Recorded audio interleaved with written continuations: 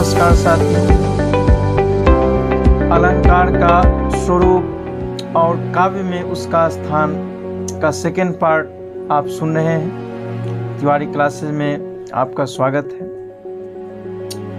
आचार्य मम्मट ने काव्यालंकार के स्वरूप तथा काव्य में उसके स्थान का निरूपण करते हुए कहा है कि काव्य वे धर्म जो काव्य के शरीरभूत शब्द एवं अर्थ को अलंकृत कर उसके माध्यम से काव्यात्भूत रस का भी यदि काव्य में रस रहे तो कदाचित उपकार करते हों, अलंकार कहलाते हैं। वे अनुप्रास, उपमा आदि यानी शब्दालंकार एवं अर्थालंकार मनुष्य के हार आदि आभूषण की तरह काव्य के आभूषण होते हैं। स्पष्ट है कि मम्मट ने अलंकार को काव्य के शरीरभूत शब्द और अर्थ का ही भूषण माना था, जो प्रकारांतर से ही रस का यदा कदा उपकार करता है। कहीं कहीं तो अलंकार काव्य की आत्मा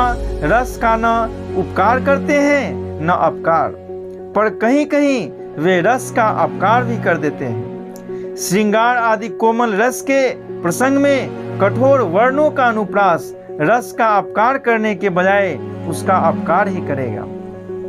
विश्वनाथ ने मम्मट के मत का अनुसरण करते हुए अलंकार को काव्य का शब्द और अर्थ का अस्थिर शोभातिशायी धर्म कहा है। वामन की तरह मम्मट आदि ने भी अलंकार को काव्य का शोभादायक धर्म नहीं मानकर उसके सौंदर्य की वृद्धि का ही साधन माना है। आचार्य मम्मट ने अलंकारिक भाषा के में अलंकार का स्वरूप निरूपण किया था।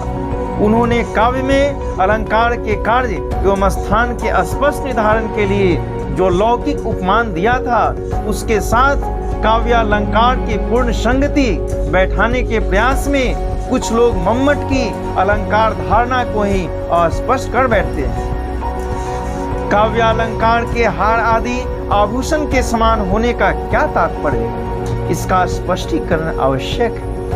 क्या हार का मनुष्य शरीर के साथ जैसा अनित्य संबंध होता है, वैसा ही अनित्य संबंध काव्य के अलंकार का शब्द और अर्थ के साथ मम्मट मानते थे। गले से हार उतारकर जितनी सरलता से लोग अलग रख देते हैं, क्या उतनी ही सरलता से काव्य की उक्ति से अलंकार को हटाकर दूर किया जा सकता है? मम्मट जैसे समर्थ समीक्षक के कथन की इतनी भोरी व्याख्या की जाए तो मम्मट के प्रति अन्याय भी होगा और व्याख्याता की बौद्धिक दरिद्रता का परिचायक भी।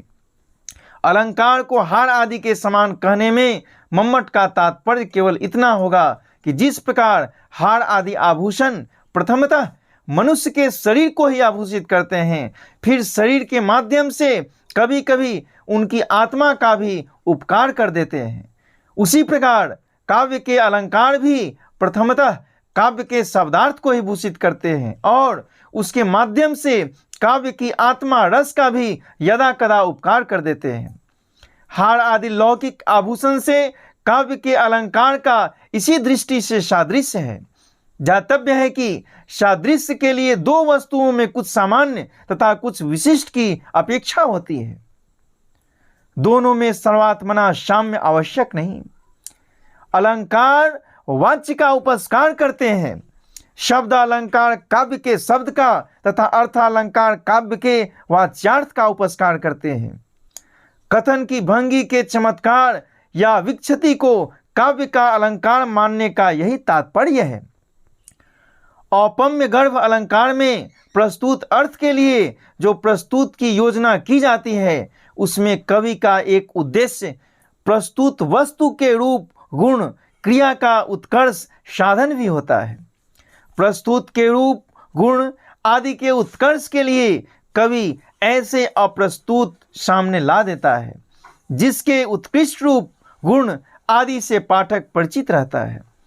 उस परिचित अप्रस्तुत की योजना से पाठक के हृदय में अप्रस्तुत का प्रभाव जगकर प्रस्तुत के प्रभाव को भी बढ़ा देता है। काव्यार्थ भावना की प्रक्रिया में अप्रस्तुत से प्रस्तुत के उत्कर्ष साधन के स्वरूप पर हम एक उदाहरण लेकर विचार करें। काली आंखों की सुंदरता से प्रभावित होकर जब कवि उन्हें नील कमल के समान कहता है या उन पर नील कमल का अभेदारोपण करता है, तब भावक के हृदय में आंखों के बिंब के साथ नील कमल का भी बिंब उद्भूत होता है। नील कमल का वह बिंब जिसके सौंदर्य के प्रभावातिशय से भावक का हृदय परिचित रहता है, सादृश्य के कारण आंखों के सौंदर्य के प्रभाव को भी उतना ही स्पष्ट बना देता है। इस प्रकार अप्रस्तुत के रूप, गुण, क्रिया आदि क्रमशः प्रस्तुत के रूप, गुण, क्रिया आदि का उत्कर्ष करते हैं।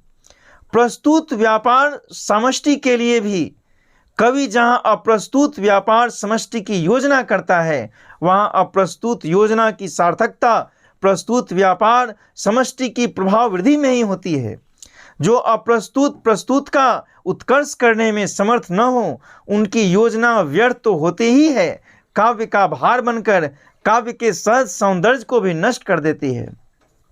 अप्रस्तुत को प्रस्तुत का उत्कर्ष साधक मानने के कारण ही आचार्यों ने एक मत से अप्रस्तुत में प्रस्तुत की अपेक्षा अधिक गुण का सद्भाव स्वीकार किया है।